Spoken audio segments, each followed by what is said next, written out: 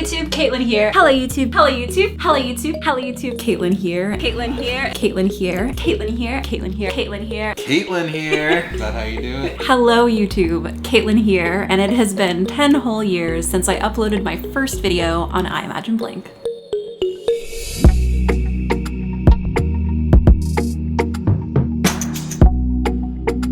10 years ago, July 22nd, 2011, I had just spent the summer at the YouTube Creator Institute.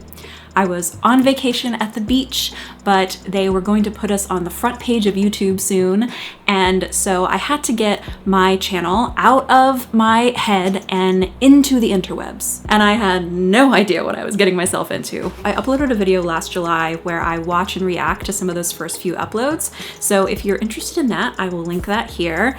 But in this kind of anniversary video, I really wanted to just reflect back on what I've created. I could never have imagined when I filmed those first few videos in my badly lit bedroom with lots of hand movements and talking super fast because everyone said that viewers have an attention span of only 7 seconds, so you have to keep them locked in, that I would be in large part where I am today because I started this channel. And though I have changed over the past decade and my content has changed in ways, the purpose of iMagineBlink has always been to give advice for my past self. So when I started at 21, I was giving advice for my teen self, romance and dating and friendship. Then in my mid-20s, I was giving advice for my early 20s self about finding yourself and taking care of your mental health. In my late 20s, I was giving advice on figuring out adulthood. And now, at 31, I'm again at a bit different stage in life. I've taken the last 6 months off of video making, and honestly, it's been nice. I've realized that I use this channel as a bit of a journal. Sure, I'm trying to give somewhat generic, all-encompassing advice on certain topics, but the topics themselves are usually informed by what's going on in my life, what I'm thinking about, what I'm worrying about. So it's kind of a time capsule, and it's one of the reasons I've never really gone through and privated old videos. I've thought about doing that a lot more during my hiatus because honestly, there's probably some pretty bad advice out there, things that I don't agree with anymore, some biases, and just embarrassing stuff. But at the same time, where would I even start? Because this is me. All the imperfections and weirdness, bad lighting and audio, weight gain and loss, acne breakouts, ex-boyfriends, and topics that just make me say, why? So embarrassing, a little, yeah. Who isn't a little embarrassed by their past self? But also, who doesn't look back at their past self, whether it was in writing or a photo or video, and just think, wow, they were so innocent or silly or pure or skinny. You gotta love your past self. They didn't know what was coming. Anyway, before I get super sappy, let's do a little highlight reel of my channel.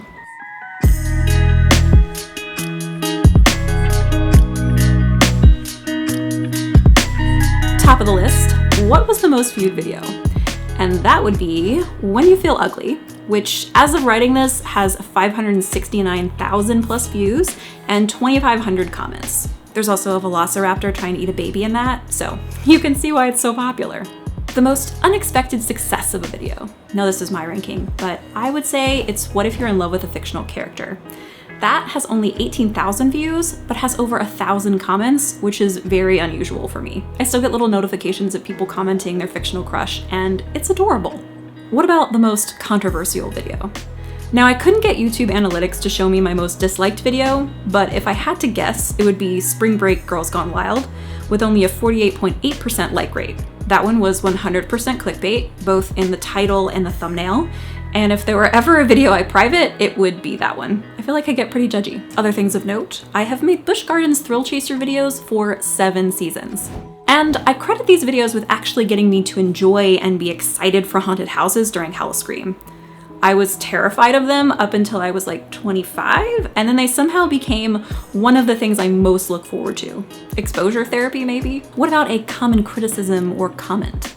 People have always complained that I gesticulate too much, and you know what? That's just me.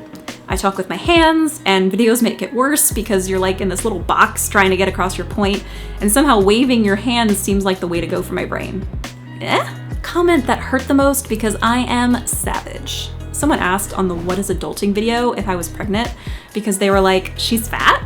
And man, did that hurt. On so many levels, not least because I filmed that video literally the day after my ex and I broke up, and I was not in a good place mentally, physically, anything at all. I've been living in hell for the last 9 months and had absolutely gained weight, but did not need the internet pointing that out.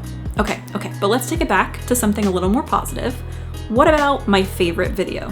Now, it would maybe be impossible for me to pick a favorite. I like to say that whatever video I just finished is my favorite video because I put my blood and tears and time into it, and I really hope people like it. But I will say that any video that involves Finn is always top of my list because he's so cute. And then I also love most of my fashion videos because I get to 1, wear cool outfits, and 2, experiment a little more with editing. Granted, I usually hate them in the editing process because they take longer, but they are memorable for me. So 10 years, 500 plus videos, a lot of changes and growth and mistakes and figuring life out on camera. It's a daunting thing. I started 2021 being kind of down on myself about this channel because I feel like it's just okay. It could be great if I could just boil it down to this perfect essence that the internet and algorithm want. But the more I've reflected, the more I've realized that what I love most about I Imagine Blank is that it's just me. Wherever I am, whatever I'm learning. That's what makes it great for me and for the somewhat small but deeply caring community that follows along. Maybe it's okay to just be okay in YouTube's AI eyes if it's something that brings me joy, that gets me excited to create, that lets me be me. So thank you guys for letting me be me for the last 10 years and following along on this journey. I hope you'll stick around and see where else it goes. See you guys later. Bye.